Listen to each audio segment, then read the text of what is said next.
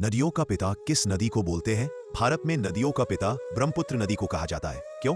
इसका प्रवाह अत्यंत विशाल और शक्तिशाली है। जल धारण क्षमता तथा जल प्रवाह अन्य नदियों की तुलना में बहुत अधिक है। यह तिब्बत, भारत और बांग्लादेश तीनों देशों से होकर बहती है। इसलिए ब्रह्मपुत्र को प्रतीकात्मक रूप से नदियों का पिता कहा जाता है। स्रोत: ब्रह्मपुत्र का स्रोत तिब्बत में है।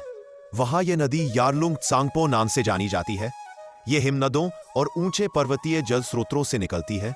मार्ग: तिब्बत से निकलकर यह भारत के उत्तर पूर्वी राज्यों अरुणाचल प्रदेश, जहां इसे स्थानीय रूप से सियांग दिहांग भी कहा जाता है, और फिर असम से होकर बहती है। भारत से आगे जाकर यह बांग्लादेश में प्रवेश करती है, जहां उसे आमतौर पर जमुना कहा जाता है। अंत में यह गंगा, पद्मा व मेघना के जाल में मिलकर बंगाली दलदल जलीय व्यवस्था बनाती है। दूसरा, लंबाई और जल प्रवाह। एक संक्षेप: पूरी लंबाई में हजारों किलोमीटर बहती है। कुल लंबाई लगभग 2800-2900 किलोमीटर के आसपास बताई जाती है। यह जलवाहकता और मिट्टी अलसादन की दृष्टि से बहुत भारी नदी है, इसलिए इसे शक्तिशाली नदी माना जाता है। 3. सहायक नदियां और जल जाल। क्यों पिता कहा जाता है? ब्रह्मपुत्र को कई प्रमुख नदियां और धाराएं सहारा देती, जोड़ती है। उदाहरण: लोहित, दिबंग, सुबनसिरी, मानस, धनसिरी, कोपिली, बेकी आदि। जल परिवहन: शांत मौसम में नदी का हिस्सा नौवहन के लिए उपयोगी रहता है।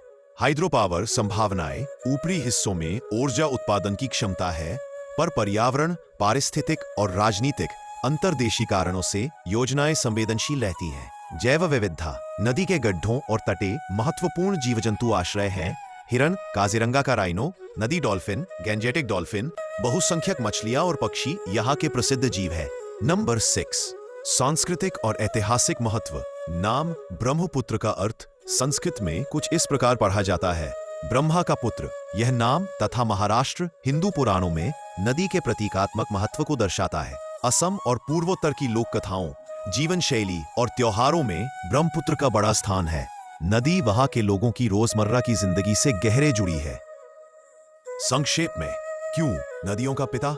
आयतन में विशालता, इसकी जल मात्रा और बहने की शक्ति बहुत बड़ी है। कंद्र नदी का काम: कई सहायक धाराएं और अन्य नदियां इसके नेटवर्क से जुड़ती हैं। यह पूरे बेसिन का प्रमुख वाहक है, इसलिए पिता समान, केंद्रीय और संरक्षक उपमेय दिया जाता है।